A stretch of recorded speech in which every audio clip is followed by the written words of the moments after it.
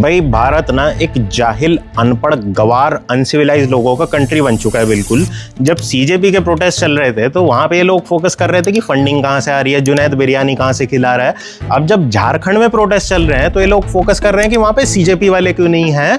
जब दिल्ली में पॉल्यूशन हो रहा होता है तो इनका फोकस रहता है कि आम आदमी पार्टी की सरकार पंजाब में है तो वहां की पुराली जलने से आ रहा है। जब सड़कें खराब रहती हैं तो इनका फोकस रहता है कि कांग्रेस के टाइम पे कैसी थी।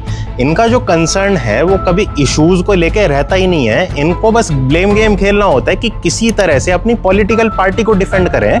और यहाँ पे मैं एक बहुत ही कंट्रोवर्शियल बात बोलने जा रहा हूँ जिसके बाद शायद आप मेरी बात से रिलेट करें या आप मुझे हेट करें। मुझे अपने भारतीय होने पे 1% का भी गर्व नहीं है। मैं किस चीज़ का गर्व करूँ भारतीय होने पे? पहली तो बात, मैं बाय चॉइस भारतीय नहीं हूँ। दूसरी बात, क्या मैं उस चीज़ का गर्व करूँ कि मेरे जो देश में लड़की है वो रात को सड़कों पे नहीं निकल सकती, उसे डर रहता है कि शायद उसके साथ कोई रेप ना हो जाए, मोलेस्टेशन ना हो जाए।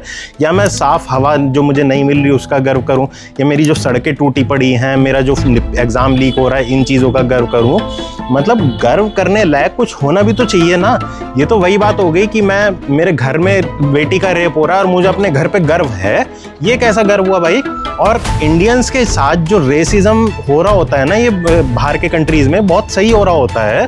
क्यों? क्योंकि हमारा जो कॉग्निटिव डेवलपमेंट है ना वो उतना हुआ ही नहीं होता है। बाहर के कंट्रीज में किस चीज़ को लेकर प्रोटेस्ट हो रहे होते हैं कि जो इंडियंस वहाँ पे आ रहे हैं, जो और कंट्रीज से इमिग्रेंट्स आ रहे हैं, वो उनकी जॉब्स ले रहे हैं।